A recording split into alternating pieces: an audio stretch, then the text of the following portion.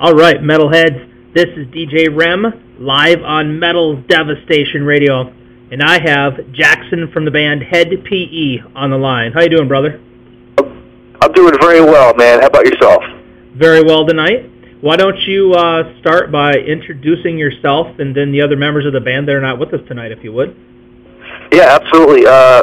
Again, my name is Jackson. I play guitar for Hed PE. I've been in the band for just over 10 years. The other members are, we have Jared on vocals. We also have Mark, or sometimes we like to call him Mock, M-A-W-K. He's on bass, and the reason we call him Mock is because he actually originates from England. And we have Jeremiah, or we like to call him Trauma, on drums. So we're a four-piece, and the band has actually been around since the mid-'90s or so. And there have been quite a few lineup changes, mostly drums and guitar players.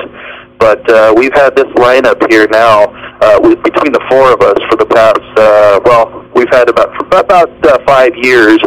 We did have a DJ up until about a year ago, but since then we've become a four-piece. We've been just kind of bouncing around the country, around the world, probably played a city near you, and we'll continue doing so as long as we can. Very cool. And what is going on with you guys right now? What do you have lined up for shows and stuff coming up? Well, we have a 2-week run starting on, I believe it's the 8th of this month, and it goes until the 23rd.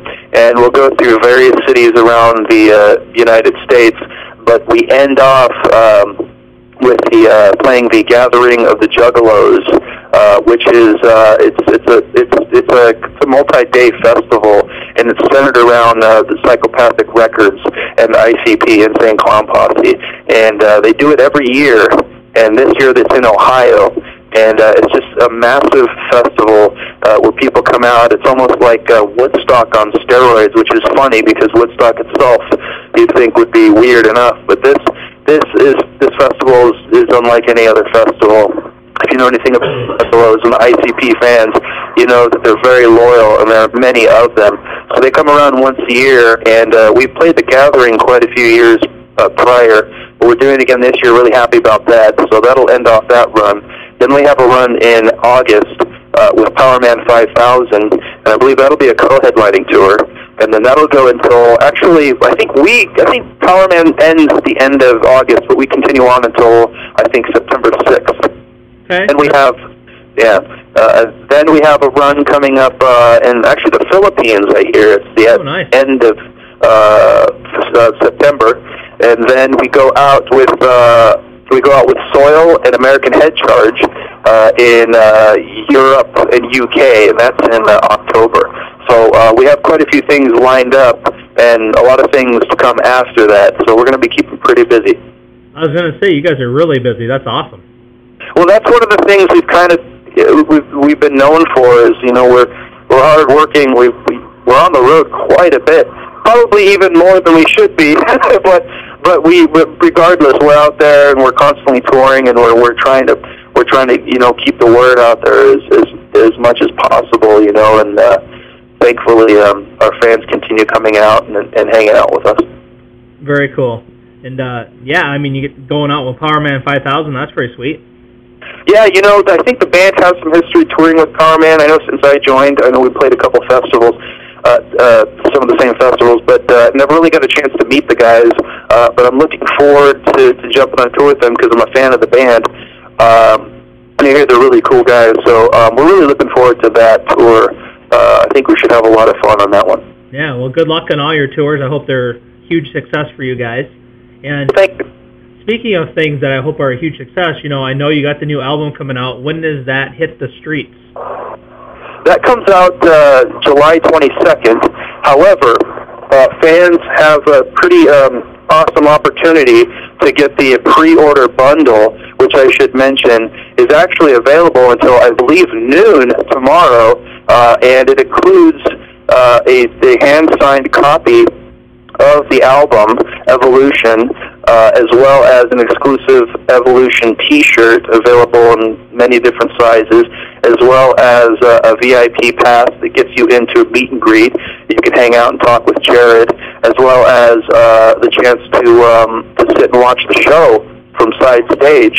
So it's a pretty cool deal, and you know, unfortunately, I don't have the price with me. But if you go on the Facebook, the Hed PE Facebook, it's available exclusively through Facebook. They can go on there, check it out, order get the pre-order, and they have until tomorrow, I think, around noon, to do it. Definitely get your hands on that if you want to get the album soon, before it comes out. Very cool. Well, you know, me being in the business I get a little sneak peek at this stuff. So, you know, sure. I've listened to the whole album, and it's freaking amazing. So great job on that. Oh, well, thank you very much, man. I really appreciate that. It's always it's always good to hear positive feedback. Right. And the other thing that I really dig besides the music, because I'm a huge cover art fan when it comes to music and albums. So I'm actually sitting here right now looking at the cover art for the new album. Who designed that for you? Because it's killer. You know what? Unfortunately, my fault. I actually don't have the guy's name, and I really wish I had the guy's name. But he worked with Jared on this cover, and Jared oversees a lot. I mean, pretty much everything that goes into this band. And the album artwork is no exception. And I know he worked with this artist, and he had a couple ideas, and he's very specific with his ideas. I know because I've worked with him on certain graph work here and there as well. And this guy not only met his expectations, but exceeded them. This guy came back with some amazing ideas. You can see on the cover, you see that eyeball in the middle that kind of forms as the shape of the sun in the background against the sunset. That was an idea he came up with, and on his own, and just added that much more to the design. I think he did a great job. It has kind of a psychedelic sort of like vintage sort of Jimi Hendrix, Grateful Dead kind of feel to it. And the guy did an amazing job. And you know, I'm sure you could get more information on the guy who did that artwork. And man, his name escapes me right now, and I feel like a total douche. But yeah, if you check out the Facebook, I'm sure you'll be able to get some more information on the artist. Okay, very cool. And is this? Are you guys going to put this out on vinyl at all? That's a good question. I'm not sure if we're including vinyl as part of the release. They may do. What I do know is, for sure, obviously we'll have the CD available, and there'll be the digital download and all that as well. But I'm not 100% if we'll be doing the vinyl at this point. It's possible. That would be really cool if we did, man. So I know vinyl is sort of making a comeback. A lot of kids are starting to really get into that and appreciate the sound of vinyl. I know I would want one for myself, that's for sure. Yeah, that cover art would look awesome on a big old, you know, on a full-size album cover. That would be awesome. Oh, absolutely. Yeah, the artwork, I mean, it lends itself to being put up in larger dimensions for sure. Definitely. Yeah, hopefully we can get something like that out, but as I said, I'm not quite sure if that's in the immediate plans, but maybe in the future. Right, that'd be cool.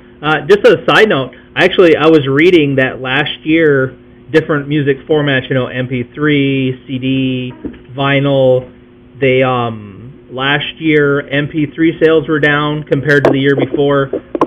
CD sales were down compared to the year before, but vinyl sales were like up like 50% or something crazy. Right. It's amazing how things cycle and old school things come back, you know?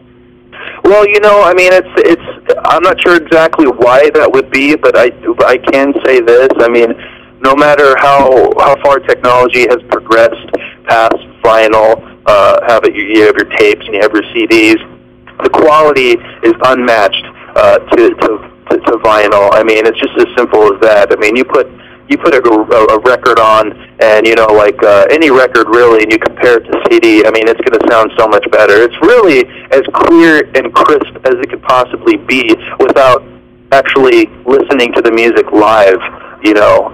Yeah, exactly. So, yeah, and you know, that may be part of it, but there may be a sort of maybe just kind of rising appreciation of some of the vintage stuff, the idea of putting a record on a record player and actually watching it spin and hearing those little crackles, Yep. you know, coming through the speaker. I mean, that's just stuff you can't replicate that, you know. Right, definitely. Okay, so speaking of the new album, Evolution, One More Body, I know this is a song that's being pushed right now, and I've actually already played it once tonight, and I'll be playing it again after the interview. So what can you tell me about that track? Right. Well, the track itself, I guess maybe originated from a guitar riff that I had stuck in my head while I was on tour a couple of years back. I think it must have been in Santa Cruz or something like that. And I had this riff stuck in my head, but I didn't have a guitar with me. All I had was my cell phone and an app that allowed you to record your voice onto the cell phone and listen to it later on. Well, since I didn't have a guitar on me, I just basically just beatboxed or mouthed the riff into the phone and recorded that and saved it. Well, when it came time to go back home and start writing stuff to submit to the guys, I remembered I had a whole bunch of riffs just kind of stored in my phone. I went back and I listened to some of them, and that was one of the riffs. It was the kind of like the opening riff, that riff. And so I kind of went from there and just kind of created a demo of the song, just an instrumental with a drum machine, with bass, and obviously guitar. It really, to me, it was one of my favorite riffs on the record, and lucky enough, it was one of the tracks that Jared chose for the record to sing on. You know, because he really has to feel the vibe of the music, you know, in order to put his vocals on it, understandably. So that was one of the ones he picked, and you know, it's kind of it's almost like a fight song, but it you know what I mean, almost like a battle cry. Yeah, it is. It's awesome. You know, I really felt he just hit that out of the park, along with all the other tracks. In terms of lyrics and vocals, it's about just kind of standing up for yourself and just, you know, claiming yourself as a human being, not a number, not a function, and you know, it really has a positive message, and I think it's quite empowering, and I think the music translates that as well. So you know, the song really came together very well, and I guess that's why I'm not surprised that a lot of people kind of focused on that song as being the first single. Very good. Do you have any time frame for when you guys are going to release a second one, or?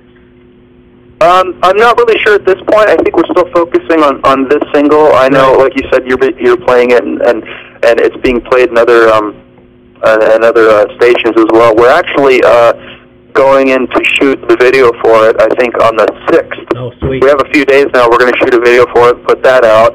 And, you know, we've been talking about what maybe the next single could be, and there's a couple songs kind of floating around there, but we haven't really decided on exactly what it's going to be yet. But luckily enough, we have enough songs to where we have a few that we can consider. Right. So, yeah, yeah, as soon as we have an idea, we'll definitely jump on that and start working on it. Okay, very good. So what's the writing process for you guys when you guys are ready to start a new album? How does that happen for you? Well, you know, luckily, since we live far apart, you know, one guy lives in Michigan, that's me. We have another guy that lives in Ohio, another guy that lives in Idaho, another guy that lives in Oregon. It's very difficult for us to get together between tours, and so luckily we've kind of developed a sort of a working order where basically I'll go home and I'll sit at home and I'll basically write, and I'll come up with as many instrumental tracks as I can in demo form. I'll submit them to Jared, and he'll pick the ones that he really feels are the strongest ones for him, and from there he'll arrange them in a way that he sees fit. For instance, maybe a part that I see as a verse may become a chorus, or maybe a part that I thought would be a bridge ends up being a verse. And so it'll get kind of rehashed, and sometimes not. Sometimes it'll stay the same. And then Jared also writes his own songs as well. And so he goes home in his own studio and will put together his own tracks. And so the combination of that writing between him and myself kind of comes together. Then we kind of create kind of a working list, if you will, for the rest of us to kind of go back and learn. for the time to go into the studio. And then we'll all go into the studio and play the music that we learned that was on this list of songs, and just kind of put our own, each one of our own flavor on it, and it really just goes from there. This album cycle, however, is a little bit different, because usually at that point we'll go, and before recording we'll have about maybe a week of pre-production, going in and learning the songs and playing them this way, playing them that way, changing stuff from even how it was on the demo, and just because things sound different live than they do on a demo. So but this, then we'll go to the studio and we'll go into the same studio and record the stuff. This record is a little bit different since we're so far away. Each instrument was recorded in a separate studio at a separate time. So what happened was the drums ended up getting recorded first in Ohio.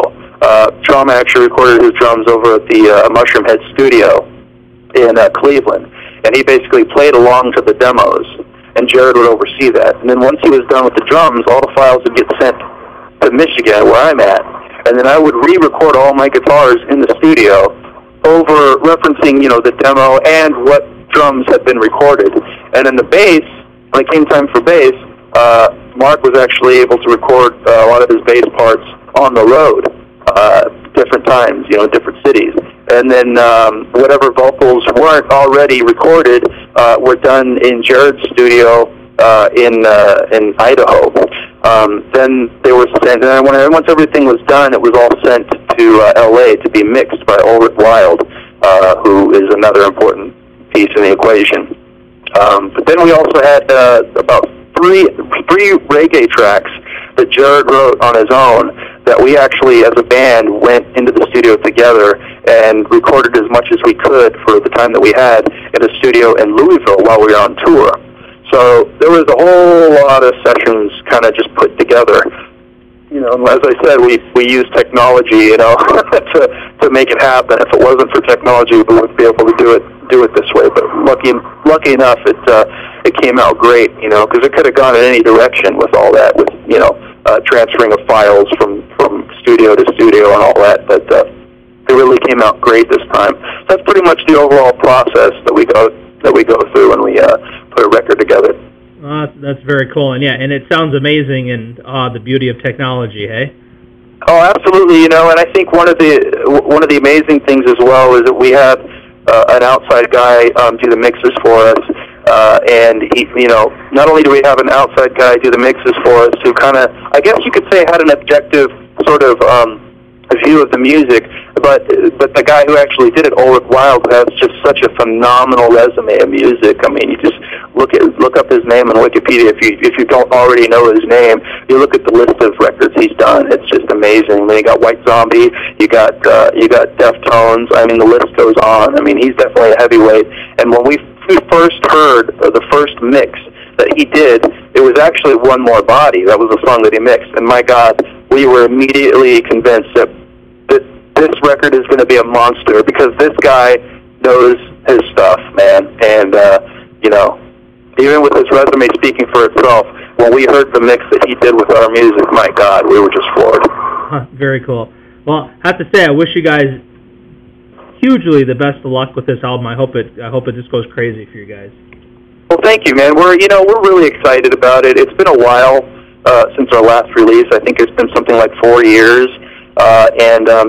We've really kind of spent a lot of time in between those releases, kind of doing a lot of things on our own, and there were some transitions from the last record label to this record label, and everything kind of happened at the right time. So we're excited about the release, not only because of the kind of new style of music that we're bringing, but we also have a whole new team just working their asses off on our behalf, and we couldn't be more grateful. Very good. Where is a good place for people to go to find out more about Hed PE? What social networking websites you guys use? Sure.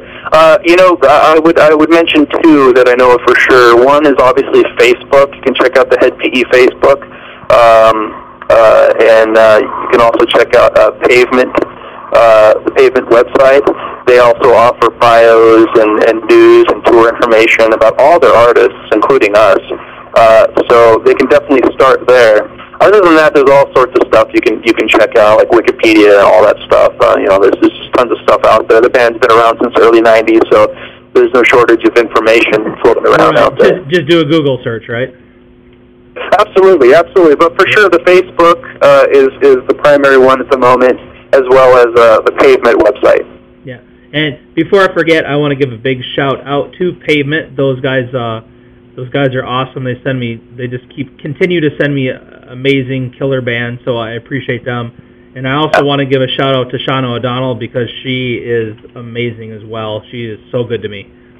Yeah, Shauna's great, and we talk regularly. And I was just talking to somebody else earlier this evening about her. And anybody who's ever worked with her has nothing but amazing things to say about her, myself included. She's definitely no slouch. She works her ass off, and if it wasn't for her, we'd be a mess in terms of interviews and stuff like that, and pretty much everything else she does too. So she really helps keep things in order, and she's just so easy to work with. But she's just so freaking efficient. It's amazing. Yeah, that's awesome. And because I saw you guys had an interview with David Ray earlier, right?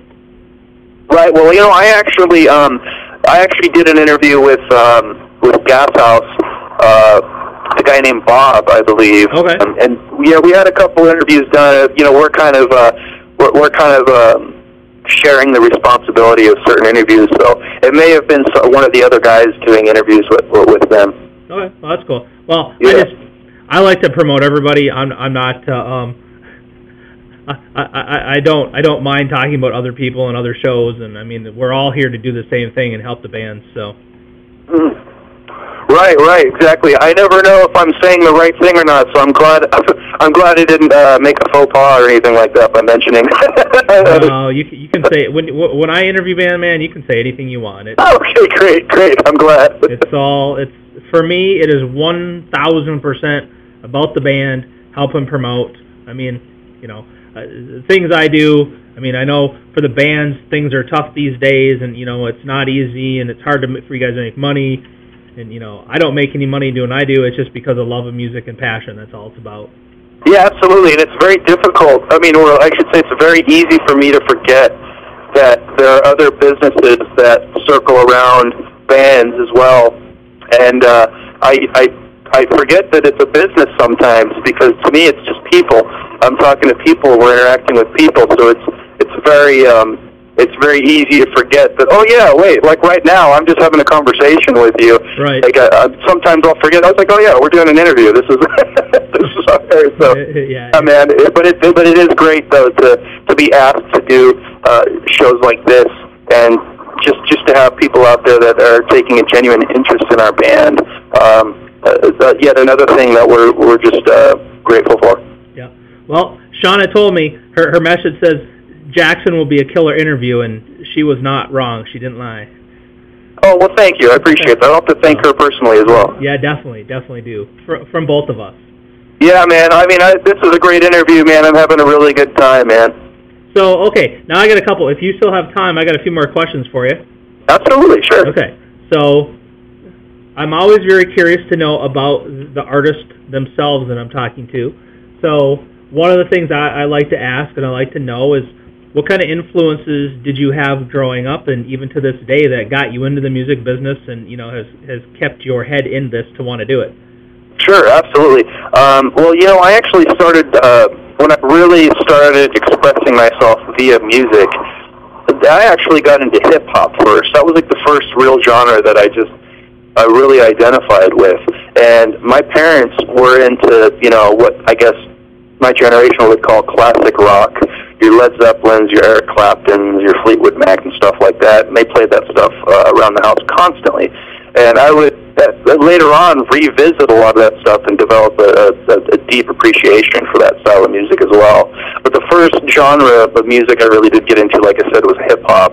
And there's a station in Southern California called Power 106, and they would play old school hip hop. They would play current hip hop. I mean, at the time, Gin and Juice was just breaking out, and Long Beach was being put on the map. And and all that stuff. So I got into that. I really enjoyed music, but I could never see myself as a rapper, and I didn't know how to be a DJ or anything like that. So I was really interested in finding a way to make music, and I ended up having a guitar just sitting in my closet somewhere. It was an acoustic Fender, and I just started picking that thing up. And kind of at the same time, I started developing a real liking for rock music. And some of the earlier bands that kind of started getting me into it were bands like Stone Temple Pilots and Alice in Chains and Megadeth, and some of the bands like that, some of the alternative bands at the time, like Nirvana even, Come As You Are. That was the first song I ever learned how to play, or at least one of the first riffs I ever learned how to play, and it felt so good to learn something on the radio. And so I really just started listening to the radio and learning songs by ear, because I had no theory, I had no knowledge of theory or anything like that. All I had were my ears. So, and I started listening to those types of bands, and then I started getting into Pantera, and really just, it kind of went from there, I really just started getting into a lot of the metal bands, a lot of the hard rock bands, a lot of the rock bands. Later, like The Corrosion of Conformity, that album Deliverance came out, and I was just obsessed with that record. I eventually got into bands like Kiss, and I really developed an interest for the theatrical type of bands like that, and like Motley Crue and Alice Cooper and stuff like that. And a lot of those influences are still there today for me. I'll still go out and buy the new Alice in Chains records, and I love Jerry Cantrell's work as singing. The new singer's great as well. The music, it's still the same band, just a different singer. Right. But I love that stuff as well, and I really do enjoy the classic stuff like the Black Sabbaths. I really love the Led Zeppelins. The Deep Purple. That's all that stuff. So I mean, it really, I guess it kind of spans in that kind of direction. But I still do enjoy hip hop, and I check it out from time to time. I don't know that I'm not quite as much of a fan of hip-hop now, and that I don't really look for new hip-hop groups like I used to. But I'm definitely aware of a lot of the new ones, and I do enjoy a lot of the newer stuff as well. Cool. Did you like Ice-T back in the day? You know what? Ice-T was, that was some hardcore stuff, dude, when I first heard that, and then obviously he went into he did the Body Count stuff, and some of that stuff was pretty freaking hardcore too, man. Yeah, dude, he's one of the greats. He's an icon. Yeah. Well, and the reason I asked is because they have a new album coming out, and they have a new track that's out right now. Oh, you're kidding me! See, I'm so out of touch, man. Yeah, I really got to hear that then. So okay, and I think it's on YouTube, but here it's Body Count, and the new track is called Talk Shit, Get Shot. Awesome. That is awesome, man. The thing about Ice-T is that he's got so much talent, man. I mean, not only is he a rapper and a front man, and a musician, but he's also a TV personality, right? And he's great. He's great on that show. What is it? Is it CSI? Is that what it is, or which one is it? I forget. Or is it Law and Order? I can't remember. I think maybe it's one of those shows. They all run together to me. Yeah, man, he is such a badass on that show. So the guy's just got his hands in everything, and he's good at everything he does. He's just one of those guys. You're like, wow, I wish I could do that. Yeah, right. Yeah, man, for sure. Yeah, very cool. Okay, if I grabbed your iPod or MP3 player, however you listen to music, what would I find you listening to right now? Well, right now, I currently don't have an iPod. Well, actually, I do have one, but I'm not really using it. I still listen to CDs, but right now, what I have on my CD player is, I've got a couple. I've got the new Alice in Chains record, The Devil Put Dinosaurs Here, and I have an album by Queensryche called Promised Land that I can't stop listening to that record over and over again. I love that record. Queensryche is just an amazing band to me. They obviously did their stuff in the 80s, and they had the 80s metal thing going, and then they were able to kind of turn their sound around and do sort of more of this kind of like epic kind of Pink Floyd type stuff too in the 90s, and Promised Land is that type of record. They're just phenomenal musicians, man, and just a great band, and not talked about enough. You know what I mean? I don't know enough people that talk about them, and they need to be talked about more. Well, it looks like I need to try to get an interview with them then. the problem is yeah. which Queensryche do I talk to? Oh, right, that's true. I know. I last I heard, Jeff Tate's not in the band. I don't know if that's true or not. Yeah, I think, I keep hearing conflicting things. I thought there was like two of them now, two bands. Oh, really? There may be. You know, I'm not really sure. Last I heard, the singer Jeff Tate kind of parted from the group. I'm not sure if that's true or not. Yeah, I believe so. But he may have his own thing going, and then the band guys may have decided to keep the Queensryche thing. I'm not sure what they're doing exactly, but what I do know is, man, their catalog of music is great, man. You listen to Operation Mindcrime, Empire, Promised Land. I mean, these are just epic records. Rage for Order. I mean, these guys are the real deal, man. Phenomenal musicians, man. I mean, they can do it pretty much all, you know. Yeah, for sure. So I'm not sure exactly what they're doing now, but my God, the stuff I'm familiar with, I'm in love with. Very good. What's the craziest thing that's ever happened to you at a live show you've done that you're willing to share? Well, you know, there's one that comes to mind, and I was talking to somebody about this recently. We were in Allentown, Pennsylvania. We were playing at a venue called Croc Rock, and I don't think it may be closed, but I'm not 100% sure. In the middle of the set, we're playing one of our songs, Sophia, or whatever, and I'm going off on a guitar solo. In the corner of my eye, I see this kid it was like dead weight. He just flew past and over the heads of the audience, past the barrier, onto the floor, in between the barrier and the stage. And just the way his body just moved across the air like that, something about it just did not look right. You know, it didn't look like a normal guy just kind of jumping or losing his balance or whatever. This was dead weight.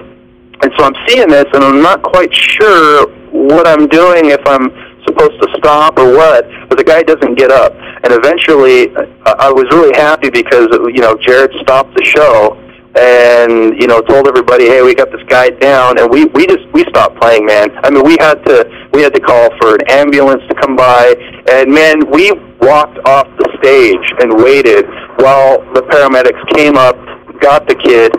Luckily enough, he ended up being okay, and they were able to get him out, and we eventually went back on stage and started playing again, just trying to regroup and kind of like get back in the mode of playing, you know, and started playing again, and I swear, not 15 minutes later, had to stop again a second time because I guess somebody in the middle of the pit had broken their leg or something like that, and so that person had to get taken away as well. And so that was a pretty intense night, man, just because, you know, a lot of kids are pretty intense at our shows in terms of the mosh pits, and if you ever go to one of our shows, you'll see it. But it normally doesn't end up like that. Yeah, that's pretty brutal. That was a real eye-opener for me, you know, because we were all just kind of on the edge of our seats, just hoping that the guy would be okay, and we were so happy when he ended up being all right, you know. So that was definitely one of the more crazy shows that I remember with Hed PE. I have to say, it's very respectable, though, that you guys stopped the show, because I can guarantee you there's a lot of bands out there that would have just kept on going. Well, yeah, it was one of those things where it's like, there's no, like, right way or organized way of reacting while you're in the middle of a set in terms of the proper communication between bandmates. And, you know, I was so glad that Jared, you know, used his power of the microphone to kind of let us know, hey, let's stop playing, and really kind of acted as like the director of like, okay, here's what needs to happen. Let's get the paramedics out here. And it was very organized, and he was like, you know, calming the audience down, letting them know, hey, be okay, you know, because it was a packed show. Right. There wasn't a lot of walking room around there, so it was very important that people kind of were on the same page and just patient. And, you know, the kids could have been rambunctious, they could have been just totally non-compliant, but they were so cool and understanding, and everybody was cool. They didn't get in anybody's way. They let the paramedics do their thing and take the kid out. Like I said, he ended up being okay, and it was really good to see that even in a situation like that, which could have been a lot worse, things ended up relatively okay, you know. Everybody just kind of working together, you know, to help somebody. So that was really cool to see, you know, because it really could have gone in a lot of different directions, you know. Yeah, well, that is cool because you watch these, I don't know, I see these stupid videos on YouTube, not on YouTube, but on Facebook, that of people getting beat up and everybody just sits there and videos it, nobody even tries to stop it, you know. You're like, what's wrong with people? Right, right. Well, that's what's so great about a Hed PE show, you know.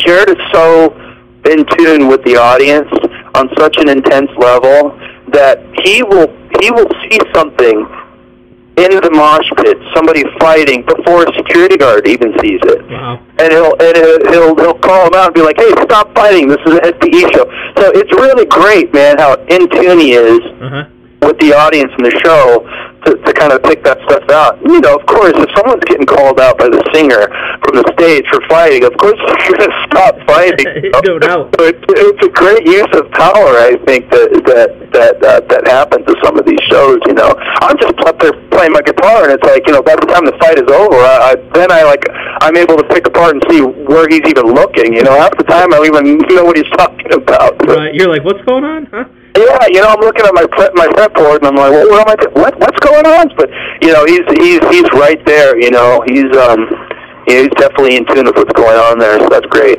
Very cool. All right, last question, the most important question that I ever ask. Which one of you guys, and I say that with sarcasm, which one of you guys spends the most time in front of a mirror before you go live on stage? Oh man. You know what? I gotta say that, I don't know. You know, maybe Jared, but yeah, I guess maybe Jared, because I don't really think any of us, I may make sure that I don't have any boogers hanging out of my nose or something before a show or something like that or whatever. That's important. It could be Jared, but you know what? He's a front man, you know, so it's like, you got to make sure that you don't miss a little piece of shaving cream or something like that on the front. You know, you can't be going out like that. You know, so I totally get it, man. I back him for that for sure. Very cool. All right. Is there anything else about Hed PE that you want to make sure people know? Anything about the album that you want to reiterate, or anything I haven't asked? Oh man, you know what? I probably already said it, you know, but we're really excited about this record, and all I can say is, for any of the fans out there that have been waiting for this record, because I know you've been waiting for a long time, we sincerely apologize for the wait, but we're very certain that by the time you hear the record, you'll know that it's worth the wait. And we wouldn't have put this record out unless we knew we could do it right, and that's why it's taken so long for us to do this. So we're really excited to play some of the new stuff, and we're really going to kick your butt with some of this new material live. So we look forward to seeing a lot of our old friends, and we're looking forward to seeing a lot of new friends out there. Okay, very cool. Well, there you have it, guys. Jackson from the band Hed PE, and coming up next, we have a brand new track from the band called One More Body, and it's gonna be cranking. So I ask you to turn it up very loud. And if the neighbors haven't called the cops, you're not listening to Hed PE loud enough. So I love it. Hang tight just for a second, please. Yes. All right. Here is some Hed PE, One More Body.